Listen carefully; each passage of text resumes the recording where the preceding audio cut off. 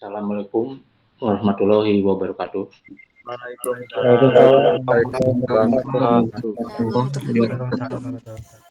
Sebelum dimulai, silahkan ya nyalain kameranya.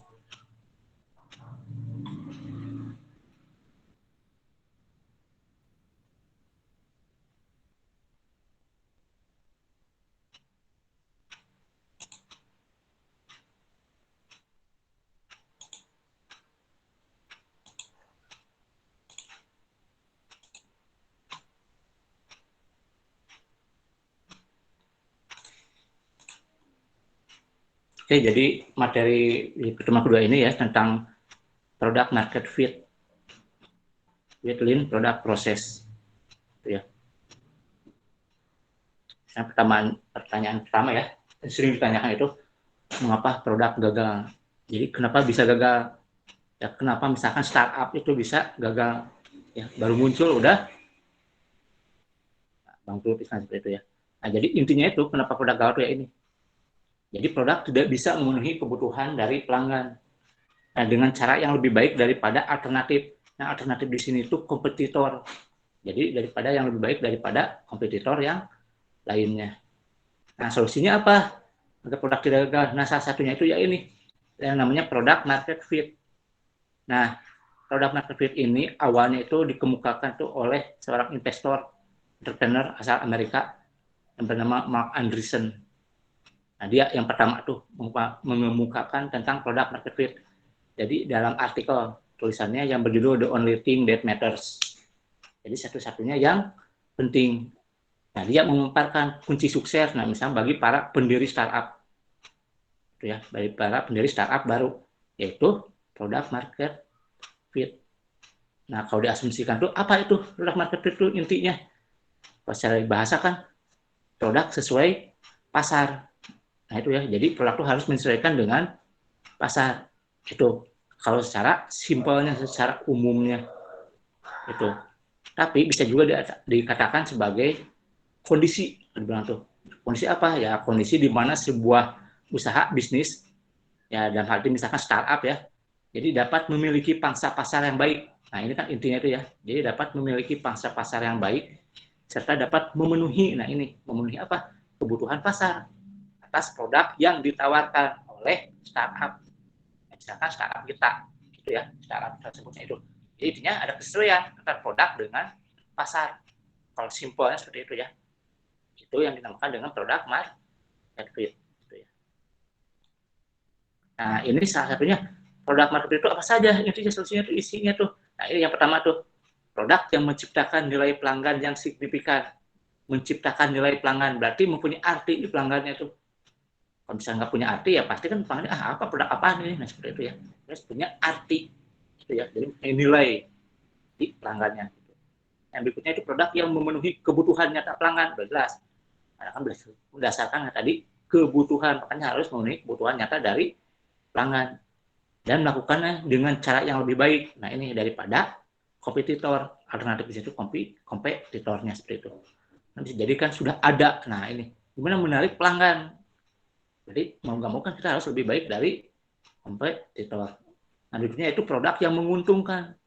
Nah menguntungkan di sini itu dua sisi.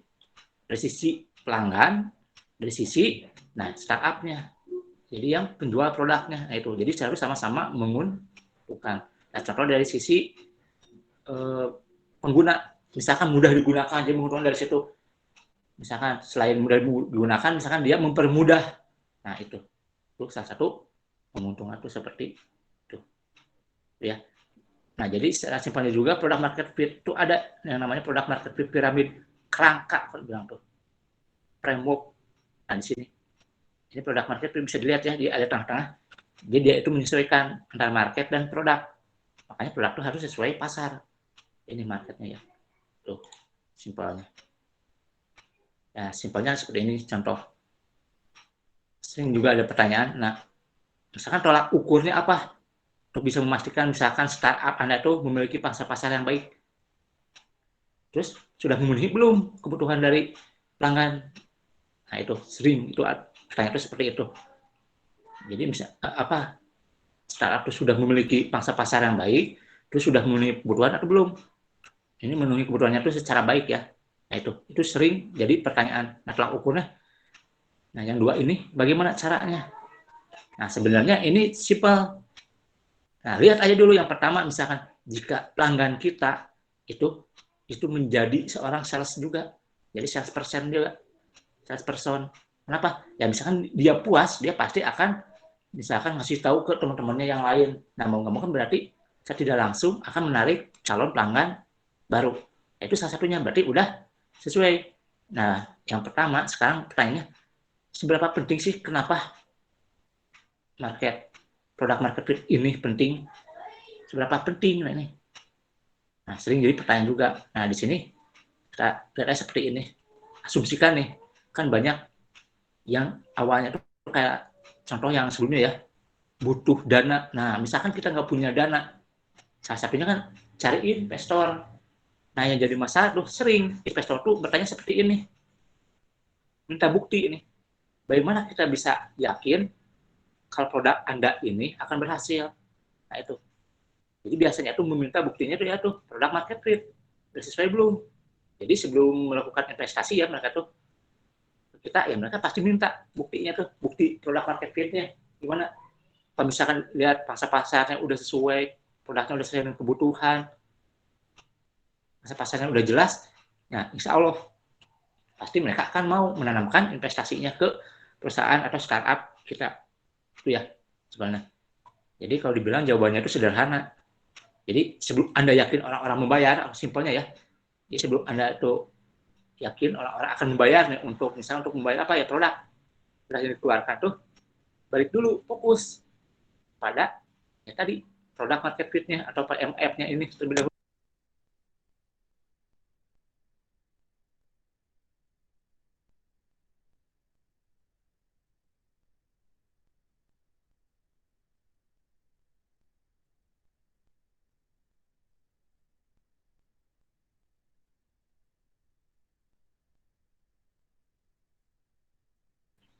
Tuh, jadi yang pertama itu, jadi jangan mikir dulu dari sisi keuntungannya dulu. Kita harus seringnya tuh, untungnya nih, lihatnya tuh dari segi untung ruginya dulu. Bukan, tapi lihat tuh dari konsep produk market fit-nya udah sesuai belum. Karena kalau udah sesuai konsep produk market fit-nya itu, udah dapat pasar-pasarnya, udah sesuai dengan kebutuhan. Nah, nanti kan secara tidak langsung tuh, nanti produk kita tuh akan banyak lagi pelanggan yang menarik. Jadi banyak tuh kayak misalkan keuntungannya kecil, tapi kalau banyak, misalnya jadi banyak. Seperti itu ya. Nah, di sini produk market fit itu sebenarnya bukan hanya misalnya perjalanan khusus untuk marketing. Enggak juga. Tim produk, enggak. Jadi ini untuk semua yang terlibat. Itu ya, misalnya di perusahaan startup kita ada berapa orang ya, semuanya itu terlibat. Seperti itu ya. Nah, kalau di sini ya, piramida itu ada 5, tapi sebenarnya 6 ya. Nah, di 5 ini, yang nomor 1 atau 2 dari bawah ya, ini dari bawah ke atas. Jadi satu yang kedua itu dikatakan sebagai marketnya atau pasarnya. Nah, yang market pasar ini kita tidak bisa menentukan. Itu. Kalau pasar, kita menyesuaikan. Ya sama kayak target customer yang pertama itu. Tangannya kita menyesuaikan dengan pasar-pasarnya. Sama yang kedua, kebutuhan yang belum terpenuhinya juga sama. Kita harus menyesuaikan dengan kebutuhan. Ya, karena ini jadi masalah. Jadi kalau dibilang tuh apa yang jadi masalah, sebenarnya yang dikatakan tuh di sini nomor 1, 2, 3. Jadi target, underserved, sama value proposition. Ini jadi masalah tuh. Nah, itu. Nah, jadi sebenarnya di produk ini, yang 3, 4, 5, ini kan produk ya. Sebenarnya yang jadi solusi itu, yang kita tawarkan itu, yaitu 4, 5 sebenarnya. Karena kan set fitur UX-nya, berarti kan udah ada visualisasi produknya. Tuh, intinya tuh ya. Jadi produk market fit itu apa? Tadi intinya, simpelnya secara umumnya jadi produk yang sesuai dengan pasar. Setelah itu apanya? Sesuai dengan kebutuhannya. Itu contohnya ya. Sesuai dengan pangsa pasarnya. Kita nggak bisa mastiin maksaan misalkan ya. Maksakan misalkan produk kita ini udah jelas. Misalkan untuk dewasa. Kita maksain ke misalnya anak-anak. Mungkin nggak akan berjalan dengan baik. Nah itu. Jadi harus sesuai pangsa pasarnya dan sesuai dengan kebutuhannya juga. Itu. Kalau dua itu udah terpenuhi, nah tidak langsung produk market fit-nya juga tercapai. Itu ya. Nah, yang 6 ini, yang tadi ya 5 sebenarnya. Yang 6 itu tesnya.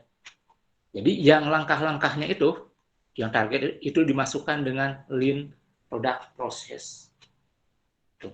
Jadi kalau yang product market fit itu kerangkanya di penyesuaian dari produk dengan market. Nah kalau lean product process itu yaitu langkah-langkahnya. Jadi nomor 1 sampai 6. Itu ya. Lean product process. Nah, pertanyaan, apa itu lean product process? Nah, kalau lihat dari situ kan ada 6 itu berarti apa? Proses untuk mempermudah, memperjelas, menguji coba. Nah, dan bisa juga dijadiin misalkan revisi untuk kesimpulan-kesimpulan atau hipotesis-hipotesis.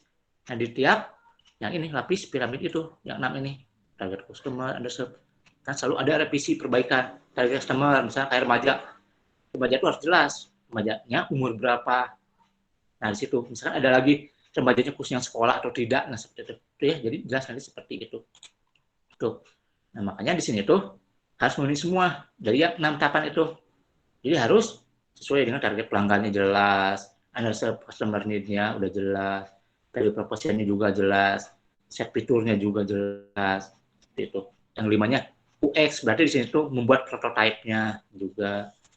Terakhir harus diuji coba, karena harus dites ya, ke pelanggan, seperti itu. Itu Lin.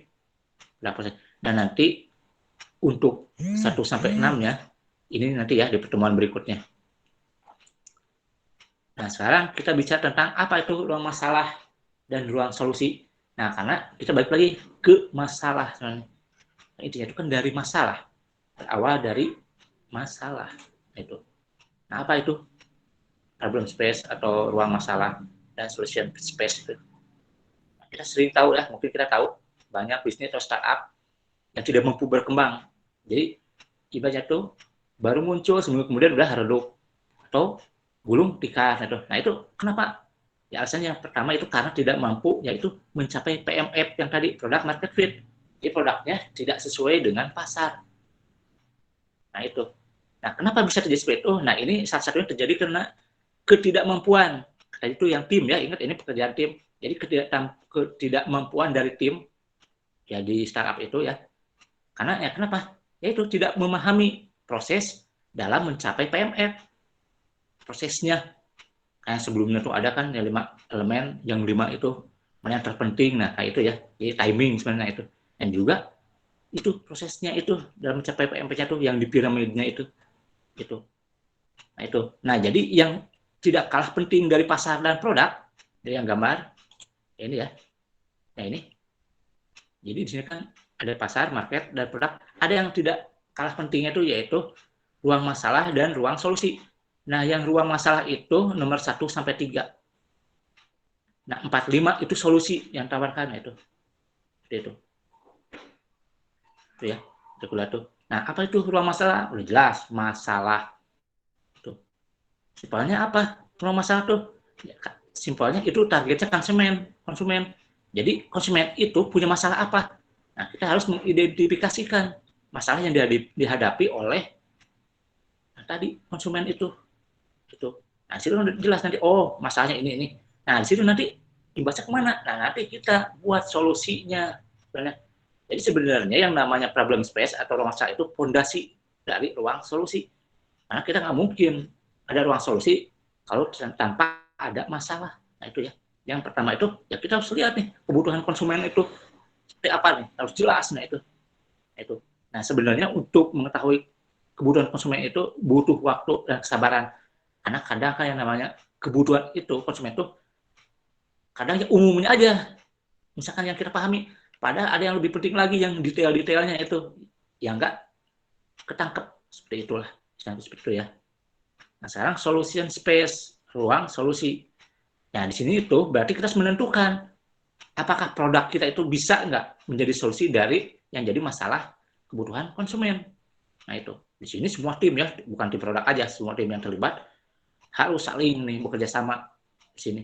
Misalkan kita tambahin fitur apa nih yang di produk kita disesuaikan dengan kebutuhan. Mungkin kita menambahkan lagi misalkan fitur-fitur lain yang bisa memberi nilai lebih. Nah, jadi nilai plusnya buat pelanggan seperti itu.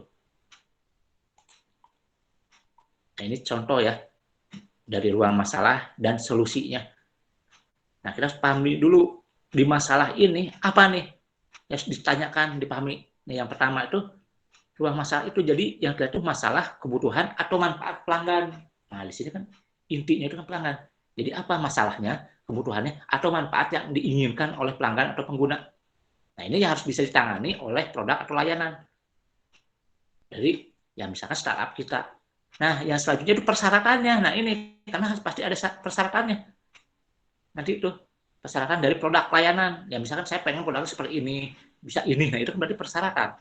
Jadi bukan hanya memenuhi kebutuhan, tapi memenuhi juga persyaratannya enggak. Nah, di sini solusinya apa? Nah, ini harus bisa mengimplementasikan secara khusus yang bisa memenuhi kebutuhan atau persyaratan dari produk yang kita tawarkan. Nah, di sini ada satu contoh kasus itu, ya permasalahan itu permasalahan NASA ini sebenarnya. Zaman dulu ya pada tahun 1960-an tuh, itu zaman-zaman yang orang dikirim ke luar angkasa. Nah, ini NASA ya. Nah, di sini tuh sadar nih, karena dari astronot tuh butuh perangkat alat tulis. Nah, ini untuk menulis di luar angkasa. Ini yang pertama tuh. Mereka tuh butuh alat tulis. Nah, terus harus dilihat juga persyaratan itu harus di gravitasinya 0 karena kan di luar angkasa. Gitu. Nah, akhirnya ada nih sebuah perusahaan pulpen ya, namanya itu Fisher Pen Company nih. Akhirnya menangkap nih permasalahan itu. Lalu melakukan penelitian lah. Nah, penelitian ini sebenarnya kalau dibilang ya hanya pulpen, kalau kita melihatnya hanya pulpen, itu butuh waktu yang lama dan bahkan kabarnya itu menghabiskan berjuta-juta dolar. Nah, penelitian ini bukan didanai oleh NASA, ingat ya, ini didanai oleh perusahaan itu sendiri, oleh Fisher-nya itu, Fisher Pen Company itu. Nah, tapi di saat bersamaan juga, nah Rusia menangkap permasalahan itu sebenarnya.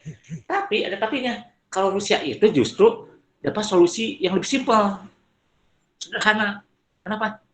Mereka mikir yang bisa digunakan untuk luar angkasa. Akhirnya, ya udah, masih pensil ke astronotnya. Nah, itu. Nah, bayangkan dari cerita di atas kan, bayangin kalau Fisher penelitian udah lama, berjuta-juta dolar, ternyata menjadi sia-sia. Padahal solusinya kalau dari yang Rusia itu simpel, sederhana, pensil. Itu kan bisa. Gravitasi buat nulis, iya. Terus gravitasi nol juga, iya bisa. Nah, itu ya. Jadi sia-sia kelihatannya tuh. Nah, ternyata padahal nggak sia-sia. Kenapa itu bisa terjadi? Ya itu karena sebenarnya Fisher itu kurang mendefinisikan masalah dengan lengkap dan kurang tepat sebenarnya itu. Itu jadi sebenarnya. Jadi sebenarnya kalau digali lagi, bukan hanya butuh alat tulis, bukannya bisa digravitasi nol, tapi daya tahannya. Nah, ini juga daya tahan nih. Alat tulis itu harus punya daya tahan tinggi. Misalkan tahan air, seperti itu. Terus misalkan awet lama. Terus dari segi keamanan, misalnya kenyamanan, seperti itu. Nah, tapi karena yang 2 poin tadi, lebihnya tuh bisa menulis, instrumen untuk menulis, dan bisa digunakan di gravitasi nol, akhirnya jadi sia-sia. Padahal, kalau dilihat lagi, sebenarnya kalau yang pensil itu banyak permasalahan. Contoh kalau patah, nah ini potensial. Misalnya patahannya itu bisa masuk ke celah-celah instrumen, misalkan di pesawat, itu kan bisa jadi masalah. Itu, seperti itu ya. Jadi ini seperti itu. Jadi itu gagalnya apa? Yaitu kurang mendefinisikan masalah dengan lengkap dan tepat. Atau kurang tepat. Ya itu sebenarnya. Makanya di sini, nah ini harus lebih jelas. Karena di sini kan awalnya cuma misalnya masalah itu butuh alat tulis yang bekerja di gravitasi nol. Kalau NASA ya udah buat space pen, pena luar angkasa. Kalau Rusia ya pensil. Ternyata kalau secara pertanyaan ini pensil yang menang. Padahal nggak seperti itu. Nah, ini gambarnya ya. Yang dulu ini space pen, ini pensil. Jadi nah di sini harus mendefinisikan tuh lebih jelas tuh yang lengkap seperti ini. Ya contoh yang pertama tuh masalahnya jadi pena yang bekerja dalam gravitasi nol. Space pen iya, Pak tulis pensil juga iya. Nah terus butuh misalkan ada lagi nih masalahnya bisa merekam catatan dalam gravitasi nol. Voice recorder iya. Tapi butuh misalkan merekam catatan dalam gravitasi nol. Nah tapi bukan hanya merekam. Nah di sini gravitasi nol juga dari segi keamanan, nyaman, kuat, misalkan tahan air, misalkan tahan guncangan, seperti itulah. Nah itu hanya space pen yang bisa. Nah itu kalau pensil ya enggak. mudah patah, pasti kan seperti itu. Itu ya. Jadi dalam mendefinisikan permasalahan itu harus lengkap dan tepat. Kalau kurang lengkap, ternyata tadi, jadi karena seperti sia-sia.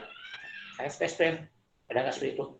Jadi kita lihat juga solusi ini jangan sampai menimbulkan masalah lagi, ya seperti itu. Jadi harus jelas. Nah, ini contoh quote dari Steve Jobs.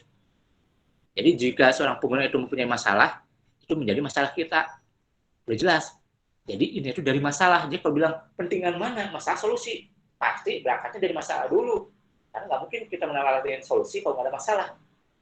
Ya, karena di sini benar. Intinya jika pengguna itu punya masalah, itu menjadi masalah kita. Itu kata Steve Jobs. Ya. Ini contoh lain problem space ya. Nah di sini tuh pertanyaannya tuh manfaat luar biasa apa nih? Ini solusinya itu jadi manfaat luar biasa apa yang bisa kita berikan kepada pelanggan? Ini contoh problem space ini berdasarkan masalah nih. Ya. Yang pertama itu misalkan yang pertama ini ya awalnya tuh di smartphone iPhone Apple lah. Masalahnya apa? Yang pertama misalkan, sering buka kunci ponsel, jadi selalu buka kunci kan kunci ya buka lagi, tulisin lagi kunci, jadi ribet lah istilahnya. Terus yang kedua butuh buka kunci ponsel yang lebih cepat. Nah kadang kan kayak itu misalkan kalau itu kan butuh waktu lama langsung buka dulu, nah itu. Terus yang berikutnya itu autentikasi integritasnya, nah itu. Jadi dari segi keamanan juga butuh, itu permasalahannya.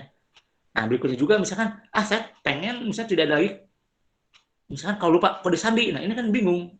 Nah seperti itu. Terus berikutnya lebih nyaman, nah itu. Jadi ini kan kalau secara pendefinisian masalah itu udah lengkap. Nah akhirnya apa yang tawarkan? Yaitu jadi sidik jari fingerprint. Nah itu yang tawarkan. Ya kalau saya ini gambarkan ada fingerprint itu isinya apa aja ya ini ya, ada sensornya ini gitu ya. Jadi itu solusinya itu akhirnya fingerprint. Nah itu awalnya tuh berasal dari masa yang tadi. Sini buka kunci ponsel. Pengen buka kunci ponsel lebih cepat, autentikasinya. Jadi orang lain nggak bisa buka. Terus tidak ada lagi yang lupa kode sandi. Kalau ini kan nggak mungkin lupa kode sandi. Nah, tinggal masukin. Yang penting ya itu kan milik kita. Ya, itu lebih nyaman. Ya itu lebih nyaman juga. Itu ya. Itu satunya itu contoh yang pendefinisian masalah yang lengkap dan solusi yang diberikan. Itu. Nah, kayak tadi saya bilang ya. Jadi yang namanya problem space itu 1, 2, 3. Jadi target, underserved, sama value. Yang solusi itu yaitu nomor 4 dan 5. Feature set dan UX. Itu ya. Itu yang termasuk dalam problem space dan solution space. Ini quote juga ya dari Dave McClure. Nah, di sini jelas ya. Pelanggan ya customer don't care about your solution. Jadi yang namanya pelanggan itu tidak peduli dengan solusi kita. Mereka hanya peduli dengan masalah mereka. Kenapa? Ya itu, kita nggak bisa datang-datang, saya menggunakan produk ini bisa ini. Ya nggak bisa lah. Mereka mikir, lah saya punya masalah ini. Justru harus berdasarkan masalah. Nah itu, makanya intinya itu dari permasalahan, problem, space. Itu ya. Itu sedikit dari yang bisa jelaskan ya tentang produk market fit. Ya nanti ya kalau yang lean product prosesnya 1-6 di pertemuan berikutnya. Jadi intinya itu kita harus paham dulu problem space dari pelanggan. Karena intinya kan pasar kita itu pelanggan. Nah, kita harus bisa mendefinisikan dengan lengkap dan tepat permasalahan dari pelanggan. Nah, di situ kita baru bisa menyesuaikan produk kita dengan pasar. Di sini itu yaitu pelanggan.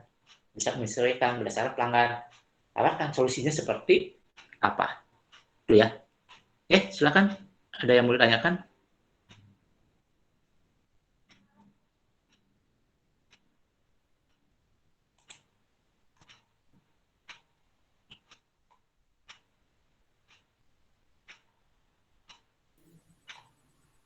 Izin bertanya, Pak.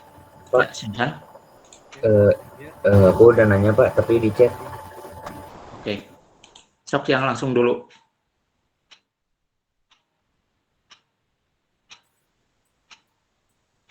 Oke, agam dulu aja ya. Yang dimaksud sumber daya eksternal. Nah, ini udah jelas ya. Eksternal itu berarti yang dari luar. Ya, contoh kita butuh bantuan yang dari luar. Contohnya misalkan apa? Contoh kayak jasa ekspedisi itu kan sebenarnya rata-rata itu kan dari luar, eksternal, bukan internal. Simpelnya itu ya. Jadi yang memberikan masukan bantuan itu dari selain dari tim kita, itu sumber daya eksternal. Itu. Kalau simpelnya seperti itu. Oke, silakan. Ada lagi yang mau ditanyakan? Saya Pak Muhammad Hadia. Maaf, suaranya bisa agak diperkeras nggak? Tes. Ya, lumayan. Ya udah. Ini Pak, kan menurut di sini ada customer dan care robot solution. Ya. Misalkan ketika perusahaan atau customer punya masalah, mereka kan pasti akan cari yang terbaik dari yang terbaik buat membenarkan masalah mereka. Nah, solusi untuk kita yang startup baru buat muncul kan pastinya dengan kita menawarkan ke perusahaannya, yang dimana artinya kita menawarkan solusi, Pak. Itu gimana ya, Pak? Apa kita emang harus ikut dulu ke perusahaan besar yang nantinya kita punya channel dan lain-lain gitu, atau gimana sih Pak ininya solusinya gitu untuk startup baru gitu? Oke. Jadi gini ya, kayak tadi kan gimana caranya kita bisa menawarkan produk yang lebih baik dari kompetitor kita. Karena nama pelanggan itu kalau ada yang lebih baik itu bukan berarti dari kualitas saja. Ya, ingat dari layanannya. Misalkan dari segi ekonomi itu kan termasuk. Nah, bisa jadi kan benar yang namanya pelanggan itu pasti membandingkan. Nah, kalau dibilang perusahaan besar, benar, mereka kan pemain lama, udah kuat semuanya, tapi bukan berarti, tadi, misalnya, kita nggak mungkin bisa bersaing, enggak. Bisa nggak kita nawarin kayak misalkan inovasi baru, layanan baru, yang sebenarnya belum ada. Jadi sebenarnya itu ini ada kebutuhan, yang sebenarnya ya itu tadi belum ketangkep misalkan dari pelanggan tuh. Nah, kita bisa memanfaatkan peluang itu. Ya itu yang tawaran itu solusinya. Tapi ya balik lagi, kita kan solusi itu harus berangkat dari masalah. Kita nggak bisa nawarin solusi kalau nggak ada permasalahannya. Nanti sama aja kita ada solusi menjual produk yang nggak dibutuhkan. Sama aja kayak seperti itu. Jadi harus menangkap peluang juga. Itu timing seperti itu. Ya, jadi banyak. Ya nanti makanya nanti dibahas ya kalau dilihat produk proses ya 6 itu kayak apa kalau lebih jelasnya itu. Tapi yang intinya sekarang harus bisa menangkap tuh apa permasalahan dulu, peluang masalah itu udah ketangkap belum semua. Bisa jadi misalnya perusahaan besar itu ternyata ada yang belum ketangkap permasalahannya. Ya simpelnya gini aja lah. Contoh produk market fit ya. Kalian tahu Google kan? Tahu kan semua Google? Tahu, Pak. Oke. Ada nggak yang tahu nggak menggunakan Google waktu awal banget?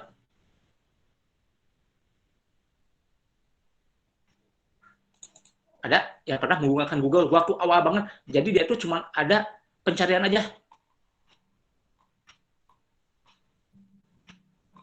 Atau yang udah lengkap? Enggak, Pak. Kalau saya izin masuk Pak sebelumnya. Kalau saya pribadi mungkin untuk awal untuk pencarian itu saya menggunakan Yahoo kalau nggak salah. Yahoo sama Mozilla. Cuma kalau untuk Google belum tahu. Oke. Jadi simpelnya gitu ya. Ini contoh yang produk market fit. Contohnya ya. Yang terkena itu Google dan Netflix. Nah, sekarang yang Google aja dulu. Jadi sebenarnya awalnya Google tuh awalnya ya itu hanya mesin pencari aja. Jadi dulu mah Yahoo itu terkenalnya benar. Nah, Google baru masuk. Sama. Cuma mesin pencari, bayangin. Ya itu. Tapi, nah ini mereka terlalu menawarkan nilai lebih. Jadi value-nya nih yang lebih tuh. Apa itu yang tawarkan? Yang pertama itu ada layanan pasang iklan. Yaitu AdSense. Nah, itu yang pertama tuh. Nah, itu awalnya tuh. Nah, langsung Google tuh yang menyadari nih peluang-peluang lain tuh. Bahwa bisnis nih di dunia itu butuh tempat pemasangan iklan. Nah, ini yang nggak ditangkap oleh Yahoo. Atau dari mesin pencari lainnya. Nah, itu. Nah, makanya Google tuh itu ya. Jadi sadar tuh peluangnya tuh itu salah satunya tuh. Jadi pelaku bisnis itu butuh tempat pemasangan iklan. Nah, terus bisa memastikan nih, benar nggak iklan itu nyampe ke calon pelanggannya? Kan bukan cuma butuh iklan, tapi benar nggak iklan itu nyampe ke pelanggannya? Nah, itu. Nah, Google tuh bisa memastikan hal itu. Nah, gara-gara ada itu, jadi punya nilai lebihnya itu, akhirnya Google itu unggul persaingan, terus mendapatkan pelanggan, jadi banyak pelanggan lebih lagi, terus masuk situ. Oh, dulu awal masih kecil-kecil, kalah sama Yahoo, gara-gara punya nilai lebih, akhirnya ya itu mengungguli si pencari lainnya. Nah itu. Nah berikutnya ada Netflix. Nah Netflix sebenarnya kalau dari sejarah perkembangan ya jalannya, awalnya sebenarnya dia itu perusahaan yang cuman menyewakan atau peminjaman DVD awalnya. Itu kan berarti menyewa DVD kepada orang yang berlangganan. Itu cuman itu aja. Nah tapi seri perkembangan, nah langsung Netflix itu melihat peluang sama beradaptasi ini. Akhirnya gimana nih kita harus menyesuaikan nih dengan kebutuhan juga pelanggan, menyediakan layanan yang lebih murah. Nah ini juga lebih murah. Kalau penyewaan DVD kan lebih mahal. Gimana nih yang lebih murah, terus yang lebih praktis juga. Karena kan kayak tadi segi ekonomis. Nah ini kan lebih murah berarti kan dapat. Akhirnya ya itu Netflix mengubah produknya. Dia peminjam DVD, kalau DVD kan fisik loh. Itu ya lebih mahal. Terus kan kehilangan, terus kan lebih ini. Nah, itu gimana ini produk yang sesuai dengan kebutuhan pasar.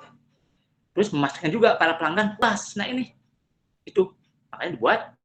Nah itu yang sekarang tuh basisnya itu jadi nggak fisik lagi. Itu kelebihannya itu karena dia itu bisa juga menciptakan peluang, melihat peluang beradaptasi. Itu ya contoh. Jadi kalau bilang tuh yang menerapkan produk market fit udah sesuai lah produk market fitnya itu Google dan Netflix. Tapi kan bukan berarti tiba-tiba langsung, enggak. Itu prosesnya tadi, lihat peluangnya, lihat penyesuaiannya seperti apa. Ya. Oke, silakan. Ada lagi pertanyaan? Pak izin bertanya Pak. Ya, silakan. Pak, apakah salah satu cara menentukan produk market fit salah satu perusahaan itu dengan melibatkan konsumen atau customer gitu Pak? Kayak contohnya dengan adanya review, jadi permasalahan baru yang tidak disadari oleh perusahaan itu bisa mereka kembangkan untuk menemukan solusinya gitu. Jadi si produk yang mereka buat yang perusahaan pikir awalnya itu sudah cukup bagus, kemudian mereka membuka kolom review dan itu menjadikan permasalahan baru untuk mereka buat solusinya sebagai cara untuk meningkatkan pemasaran mereka gitu Pak. Apakah itu juga salah satu cara untuk meningkatkan produk market fit-nya Pak? Oke, ya betul ya. Nah itu salah satunya kalau dibilang tuh. Karena kalau dibilang pertanyaannya tadi ya, yang Mary itu simpelnya itu kan tadi review ya, ibarat itu kan itu jadi kan melibatkan dari pelanggan atau kalau secara simpelnya itu feedback lah ya, feedbacknya itu. Nah, benar, sebenarnya salah satunya itu kan makanya ada yang namanya revisi. Yang saya itu seperti itu. Kalau nggak ada revisi ya nggak mungkin itu. Seperti itu. Nah itu makanya sebenarnya itu ada di link purpose itu yang nomor 1 dan 2 balik lagi sebenarnya. Itu nanti akan dibahas lebih lagi. Nah kalau kita tahu, tanya gimana kita bisa tahu kalau misalkan bisnis kita, startup kita sudah mencapai sesuai dengan produk market fit. Sebenarnya simpelnya kata di 2, memenuhi kebutuhan. Nah apalagi yang tadi saya sebutin, ada yang ingat? Mangsa pasar Pak?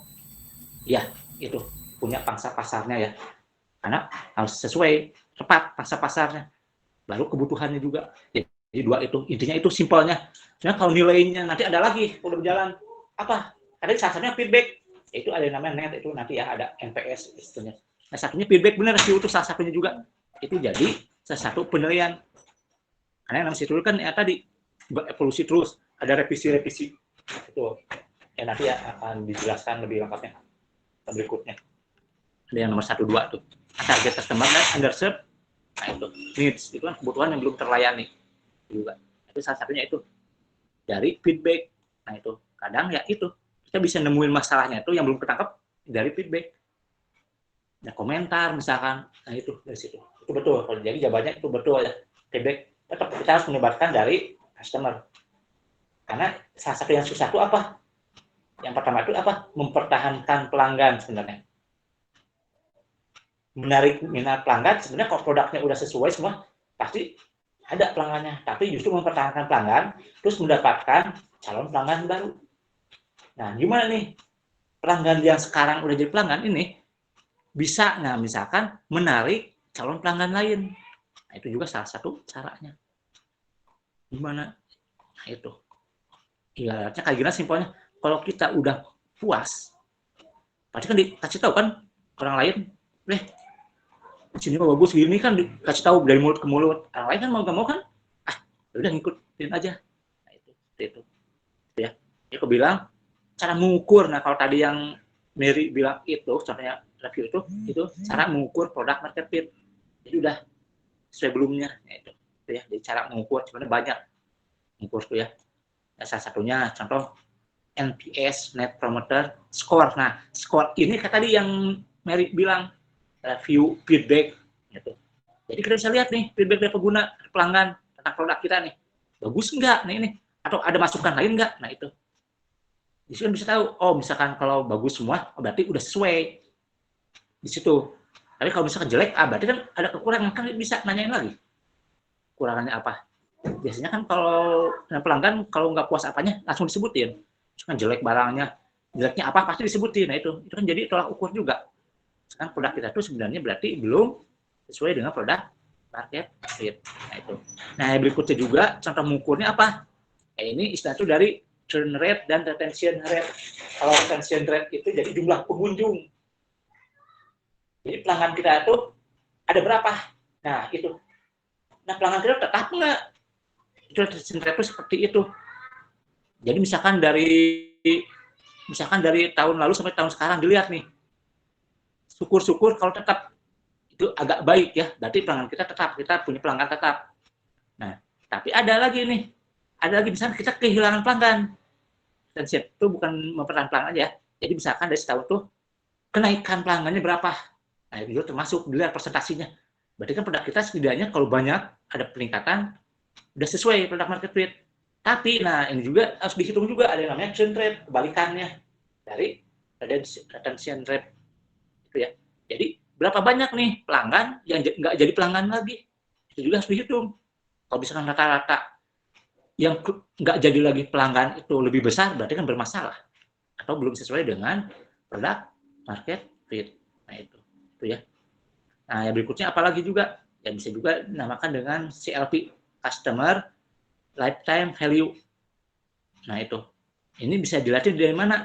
Kan lifetime, jadi berapa lama? Nah, ini jadi pelanggan setia istilah itu. Di situ. Kalau yang namanya pelanggan tetap kan setia langsung berarti kan dia dapat hasilnya tetap. Nah, itu. Bisa dilatih dari situ. Kalau misalkan pelanggan tetapnya banyak, kalau saat ini berarti lifetime value-nya tinggi, berarti kan nah kita udah sesuai dengan produk market fit. Itu. Nah, berikutnya juga ada contohnya apa? Ya ini. Pertama itu ada yang namanya pelanggan tadi ya. Ada juga yang namanya calon pelanggan.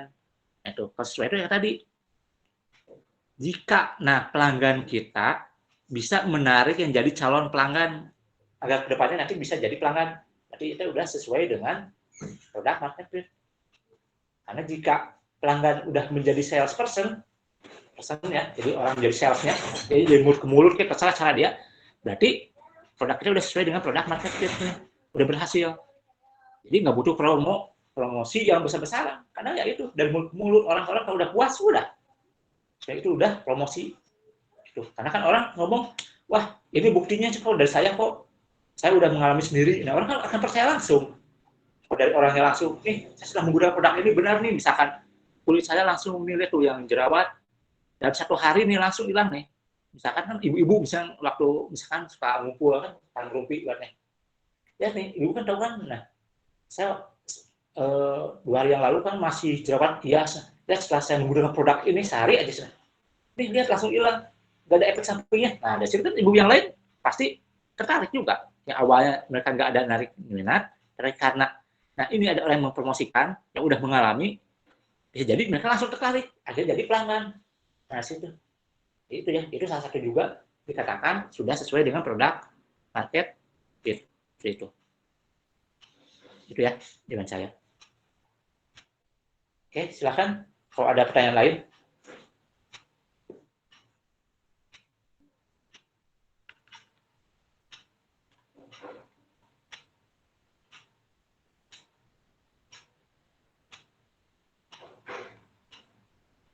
Silahkan. Ada lagi yang mau ditanyakan? Pak, saya izin bertanya, Ya, silahkan. uh, bagaimana cara menguji produk sebelum dipasarkan agar lebih baik gitu, Pak? Menguji produk. Nah, itu Ya, nanti ya. sebelum dipasarkan. Sebenarnya ada di Lean Product Process yang ke-6. Itu nanti ada materinya ya. Kalau yang cara mengujinya, yang penting itu kan sebelum diuji itu ya itu harus dipenuhi dulu yang 1 sampai 5. Yang ini nih. Nah, ini. Yang ke-6 itu pengujian tes. Nah, ini. Jadi 1-5-nya dulu. Capai dulu 1 sampai 5-nya. Baru bisa dites. Ya itu. Kamu kan nggak mungkin bisa ngetes kalau misalnya contoh yang 1 nggak ada pelanggan targetnya. Nah, itu. Kayak tadi contoh simpelnya dulu ya 1. Bagaimana kita dapat pelanggan? Yang pertama ya tadi. Kita kan intinya itu produk menyesuaikan dengan pangsa pasar, menyesuaikan dengan kebutuhan pelanggan. Targetnya berarti apa? Karena yang namanya 1-2 ya, Pak, itu kita nggak bisa menentukan, tapi kita menyesuaikan. Itu ya. Makanya di sini tadi kita harus menyesuaikan dengan pasar-pasar, dengan pelanggan. Makanya berawal dari masalah. Nah, itu pasti yang namanya pelanggan itu punya permasalahan. Itu. Nah, contoh misalkan contoh kayak ibu-ibu nih. Mereka tuh udah beli barang. Nah, biasanya kalau gue kan jelek dibilang ya, ini udah beli mahal. Ternyata kualitasnya jelek pasti sebutin. Nah, secara langsung kan itu sebenarnya udah jadi feedback sebenarnya.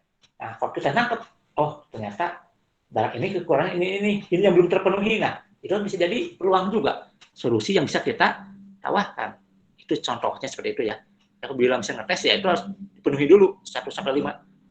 Itu. 1-nya udah dapat pelanggannya, nah langsung yang kedua hubungannya itu. Terus berikutnya nilainya seberapa itu nanti ya sama berikutnya. Jadi tes itu kalau sudah 1 sampai 0,5 itu capai itu.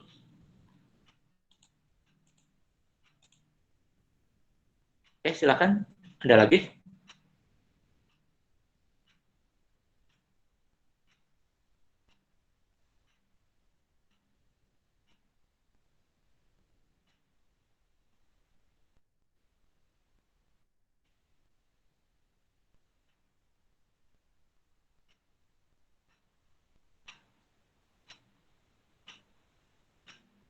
Silahkan. Oh, masih ada pertanyaan? Izin bertanya, Pak. Ya, silakan.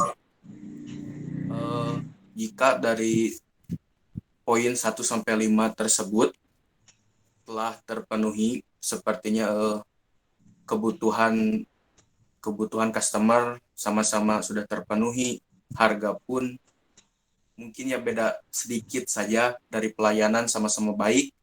Nah, biasanya customer itu menilai segi apanya lagi, Pak, ketika dari poin 1 sampai 5 itu sudah terpenuhi semua, Pak? Oke, kalau dibilang pelanggan sudah terpenuhi semua, enggak, ini kalau saya bilang ini nilainya itu semu, bias. Kenapa? Bisa jadi misalkan terpenuhi di sini, lihat, dari 100 orang yakin nggak semua terpenuhi. Nah itu, makanya kalau lihat dari gambar ini ya, kayak ini sampai 6 itu kan balik lagi ke 1. Tesnya itu dengan customer. Makanya ada yang namanya revisi. Nah itu, bisa menangkap lagi nggak nih kebutuhannya. Penyesuaian adaptasi, kayak tadi contoh Google dan Netflix. Penyesuaian, nah itu, misalnya kebutuhan, adaptasi. Nah itu, perkembangan zaman juga, nah itu seperti itu. Jadi kalau dibilang udah benar-benar terpenuhi, ya itu kan skalanya kata siapa? Kalau misalkan dari 1.000 orang, ini cuma 1 orang yang ngomong, itu nggak bisa dijadiin acuan. Nah itu, seperti itu. Ya, kali ini juga sama. Kayak sebelumnya Bill Gross yaitu melakukan survei. Makanya dapat yang 5 elemen agar aplikasi sukses. Nah itu, seperti itu. Jadi kayak gini tuh, bukan berarti misalnya gara-gara kata pelanggan, misalnya menurut kita nih, kita misalnya sebagai pelanggan kurang puas. Nah oke, kalau bilang kurang puas itu menurut kamu. Nah pelanggannya ada berapa jumlahnya? Lihat, yang kurang puas ada berapa? Nah itu, dan seperti itu. Jadi harus jelas. Tuh, karena yang definisiin masalah juga harus lengkap. Nah itu maksudnya lengkap itu salah satu juga. Bukan cuma 1, sama enggak? Kalau cuma 1 orang yang lainnya nggak bermasalah ya sama aja. Tapi pelanggan berarti cuma satu. Kayak gitulah. Jadi kalau bisa menangkap semua pelanggan, ya jadi masalah yang dipunyai oleh semuanya, sama persamaan masalahnya. Kalau cuma dari 100 satu orang yang punya masalah, nah kita menyelesaikan masalah yang itu satu, berarti pelanggan kita cuma satu. Gitu. Tapi bisa nggak mengatasi masalah dari semuanya keseluruhan? Banyak seperti itu. Dari banyak bukan berarti harus seluruh ya. Itu. Jadi kalau bilang nilai itunya, kayak yang tadi dibilang, udah puas enggaknya, itu nggak ada nilai pastinya.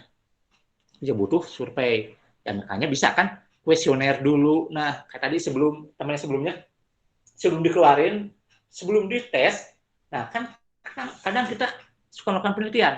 Misalkan permasalahan-permasalahan apa, nah, kita bisa mereview produk orang lain. Bisa. Nah, ini sebagai acuan. Kita nanti mengeluarkan produk seperti apa. Nah, bisa seperti itu. Tapi kan bukan cuma satu orang. Jadi banyak berulang kali. Nah, itu seperti itu. Itu ya. Itu jawaban dari saya. Oke, silakan. Ada lagi?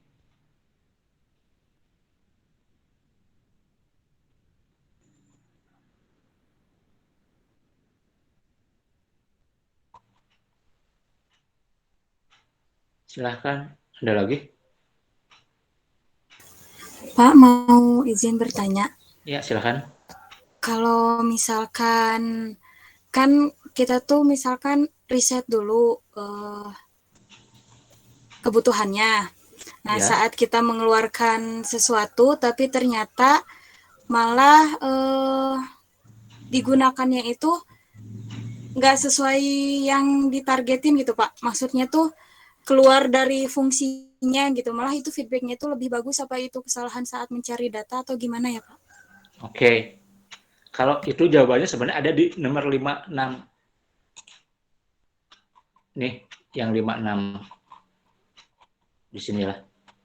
Nah ini 56-nya. Makanya lihat tuh, yang 4 tuh kan fitur set. Jadi fitur-fitur apa nih yang mau ditawarkan. Terus yang 5 tuh UX-nya. Nah, UX itu kan user experience. Nah, di situ. Bisa jadi kalau yang tadi itu berarti sebenarnya belum memenuhi yang 4 dan 5. Jadi solusinya itu belum sesuai. Oh, seperti itu sebenarnya. Jadi sebenarnya itu belum.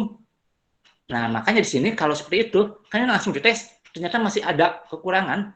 Berarti di sini kan revisi lagi. Di awal lagi. Seperti itu. Kan bisa jadi ada feedback-nya, ambil lagi. Nah, tapi kalau hal seperti ini sebenarnya, kalau produk udah dikeluarin, ini kalau produk udah dikeluarin ya itu bahayanya. Sebenarnya kalau produk udah dikeluarin ternyata tidak sesuai, berarti emang dari awalnya kita udah salah. Jadi poin 1. Nah, setidaknya 45 nih. Nih, dari 3, 4, 5-nya lah. Itu sebenarnya kita salahnya di situ. Bisa jadi situ. Tapi bukan berarti dari produknya aja 3, 4, 5. Bisa jadi 1, 2 juga sebenarnya itu kamu udah salah. Contoh salah apa? Mendefinisikan masalahnya kurang lengkap. Kayak contoh yang permasalahan yang tadi alat tulis yang luar angkasa, yang NASA tuh. Dia kan cuma butuh alat tulis yang bisa bekerja di gravitasi 0. Di 0 gravitasi udah pensil selesai. Nah, seharusnya kan lebih jelas lagi bukunya kayak gimana. Nah, itu. Solusinya seperti itu. Jadi permasalahannya harus lengkap. Itu. Jadi kalau semuanya udah benar lengkap, tes pasti sesuai. Itu pasti itu. Kalaupun ada, ini bukan perbaikan, pengembangan. Nah, itu kan penyesuaian, adaptasi kalau itu namanya. Tapi bukan perbaikan. Itu tambahan. Itu ya, kayak Google, itu kan penambahan fitur. Netflix, itu adaptasi. Dirubah. Dari yang fisik, sekarang jadi ya nggak fisik. Dari segi ekonominya jadi lebih murah. Nah, itu seperti itu. Itu ya. Jadi makanya harus betul-betul. Poin 1 sampai 5 itu benar-benar udah sesuai. Nah, itu ya pastiin. Nah, kalaupun sebelum, nah ini jadi lebih baik itu tes sebelum produk dikeluarin. Itu bisa. Maksudnya sebelum produk keluar itu apa? Ya tadi bisa nge-review produk orang lain, kompetitor orang lain yang mirip. Nah, itu bisa. Nanti dari feedback dari reviewer lah, pelanggan ibaratnya ya, dari orang, kita bisa masukin ini buat jadi nilai plus fitur-fitur yang bisa dimasukin ke produk kita. Seperti itu poinnya. Jadi jangan sampai produk udah dikeluarin ternyata nggak sesuai, berarti kesalahan tuh. di lean product prosesnya, sebenarnya seperti itu. Jadi product market fit-nya belum tercapai, sebenarnya seperti itu simpelnya. Itu ya. Baik Pak, terima kasih. Baik. Nah kayak ini ya, simpel contoh aja sama. Kayak kita kan les ya, kami kemarin. Ya. Sebenarnya kalau bicara masalah ya, yang nawarin les itu kan udah banyak, benar nggak? Kayak kita kan itu permasalahan dari mana? Dari orang-orang ya, butuh baca dari pelajar lah kalau saya bilangnya ya, orang-orang di lingkungan kita itu kan ngomong misalkan butuh kayak gini-gini, itu bisa jadi juga dari ibu-ibu kan yang punya anak, kesulitannya apa, itu kan berarti itu kan permasalahan juga. Nah tapi kan ya itu kan masih permasalahan umum sebenarnya, pendefinisiin masalahnya bisa yang lebih detail lagi, lebih lengkap, lebih tepat. Nah itu ya, sampai nanti terjadi udah ada solusi, ternyata solusi ini menimbulkan masalah baru. Nah itu berarti sebenarnya belum sesuai. Nah itu tuh contohnya. Nah sebenarnya kalau bicara contoh masalah, ada contoh nih masalah ini berdasarkan masalah ini, masalah nyata tentang guru honorer. Mungkin kalian tahu ya, guru honorer itu bayarannya kecil, bayangin, loyalitas, pengabdian loh, kebanyakan tuh. Jadi kebanyakan tuh mereka itu sebenarnya kayak buat ongkos gitu, justru lebih gede ngeluarin uang sendiri, bukan dari bayaran. Nah dari permasalahan itu, solusi apa yang bisa kamu tawarkan? Tapi kan itu baru itunya doang, baru gaji kecil, tapi ada hal-hal lainnya apa? Nah itu permasalahan sebenarnya masih banyak. Itu sebenarnya salah satu yang bisa digali. Awalnya honorer itu kan ada yang sebenarnya udah puluhan tahun masih honorer, kok bisa kayak gitu? Bayangin gimana ibaratnya bisa menghidupi lah, bayangin itu ya. Nah, itu juga salah satu contoh dari problem masalah itu seperti itu, masalah satu yang bisa ditangkap sebenarnya. Tapi ya itu, mendefinisikan masalahnya harus lebih lengkap lagi, lebih tepat itu. Yang supaya yang besar-besarnya aja yang tangkap itu, seperti itu. Ya silakan, ada lagi pertanyaan?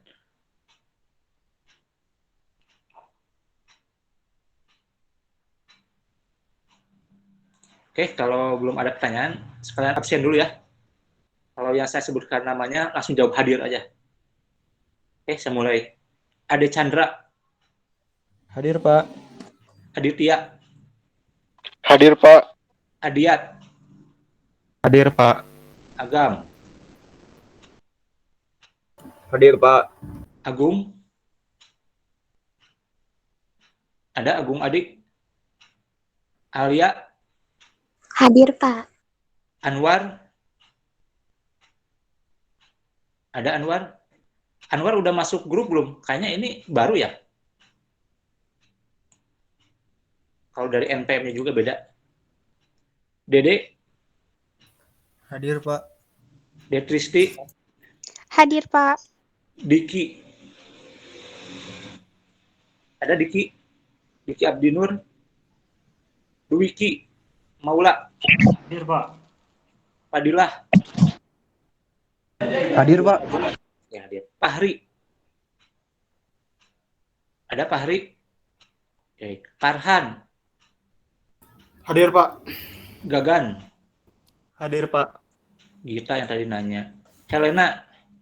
Hadir, Pak. Ipan. Ada Ipan Saiful. Irfan Musofa. Hadir, Pak. Mary yang tadi. Mila. Mila Krisna. Hadir, Pak. Ini Mila Krisna. Hadir, Pak. Oke. Iya, Mila Pak. Meliana. Hadir Pak. Oke. Muhammad Rizki Subagja. Hadir, Pak. Muhammad Iqbal. Ada Muhammad Iqbal? Muhammad Agyar yang tadi ya. Hadir, Pak. Muhammad Sukma. Hadir, Pak. Muhammad Dika. Hadir, Pak. Naufal. Hadir, Pak. Neng Mariani. Hadir, Pak. Rahadian. Hadir, Pak. Rahma. Hadir, Pak. Raka. Hadir, Pak. Regi. Hadir, Pak. Rifki Aditya. Rifki hadir, Pak. Riki Alfarisi. Hadir, Pak. Sandy. Hadir, Pak. Siti. Hadir, Pak. Sonia. Hadir, Pak. Tatan, Hadir, Pak. Teguh. Hadir, Pak. Oke, itu ya. Nah, jadi yang Pak, hadir, maaf, ya kenapa? Arif belum terabsen. Siapa? Arif Novandi. Arif Novandi. Arif. Oh ya, Arif Nopandi ya. Oke, udah ya. Pak, Agung juga hadir, Pak. Agung. Oke, udah. Siapa lagi? Ada lagi? Anwar nggak ada ya? Diki Abdinur, Fahri, Ipan, Muhammad Iqbal, udah. Itu yang nggak ada. Oke. Untuk minggu depan ini ada tugas. Ya nanti ya lebih detailnya mungkin saya akan buat classroom. Tugasnya itu sesuai dari yang ini. Nah ini problem space, solution space. Kayak ini contoh kan definisinya berdasarkan problem space-nya ini. Alat tulis yang bekerja di gravitasi nol. Nah, itu. Solusinya apa? Nah, itu. Nah, jadi kalian harus buat problem space dan solution space. Nah, permasalahannya itu 3. Jadi minimal ada 3 problem space-nya. Ya, kalian kan contoh 1 alat tulis yang bekerja di gravitasi nol, berarti kan 1 sebutnya. Tulisnya 1. Jadi cari lagi 2 misalnya gitu. Jadi buat problem space 3. Minimal 3. Ini kelompok ya. Kelompoknya kan udah dibuat. Ngebuatnya dalam bentuk presentasi. PowerPoint. Terus solution space-nya juga. Tulisin apa? Nah itu. Silakan berdasarkan problem space. Ingat harus lengkap, detail. Ya. Jangan sampai yang besar-besarnya aja. Kayak ini nih. Kalau cuma pena yang bekerja dalam gravitasi nol, ya pensil juga bisa. Tapi yang lainnya lagi bisa ngerekam. Nah, ini sebenarnya ada lagi ya tambahannya. Mudah digunakan, murah, tidak menggunakan sumber daya eksternal, misalkan dari segi keamanan, apa aja pokoknya lebih detail itu. Solusinya apa yang tawarkan. Itu ya. Silakan dibuat dalam bentuk presentasi, PowerPoint, kelompok. Itu ya. Silakan. Ada pertanyaan terkait tugasnya? Pak, maaf, nanti materinya boleh di-share? Ada di grup. Di e-learning? Kan maintenance, Pak. Oh, ya udah nantilah. Apa? Ya. Karena emang kalau sekarang tuh nggak bisa masuk kalau belum upload materi. Jadi materi udah pasti udah diupload. Oke, ada lagi pertanyaan? Pak, izin bertanya, Pak. Ya, silakan. Kalau untuk solutionnya itu harus sebuah bendanya atau merek bisa, Pak? Ya, kan kita contoh aja dulu, ini kan belum. Yang bisa jadi solusinya. Oh iya, Pak. Yang ditawarkan apa solusi, kan ini bisa juga. Kan solusi itu bisa jadi ada yang angka yang belum diimplementasiin. Atau yang emang udah ada juga, nggak apa-apa. Oh iya, Pak. Tapi kan nanti bisa dilihat juga permasalahannya, ini sebenarnya permasalahannya kayak gimana, udah sesuai belum? Nah itu. Bukan berarti permasalahannya yang belum ada. Boleh yang udah ada. Nggak masalah. Itu contohnya aja. Tapi alangkah lebih baiknya kalau yang belum, ibaratnya itu apa ya? Belum banyak. Kalau udah ada, udah umum mah. Nah itu kan berarti kemungkinan banyak juga. Gitu. Oh iya, Pak. Iya, itu aja ya. Silakan. Oke, ada lagi? Silakan.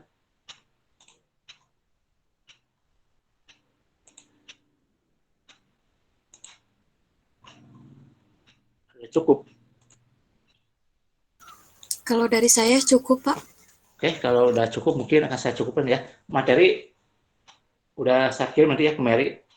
Dan nanti Mary aja yang share ya. Oke, untuk materi kali ini akan saya cukupkan dengan ucapan Alhamdulillah. Wassalamualaikum warahmatullahi wabarakatuh. Waalaikumsalam warahmatullahi wabarakatuh. Terima kasih.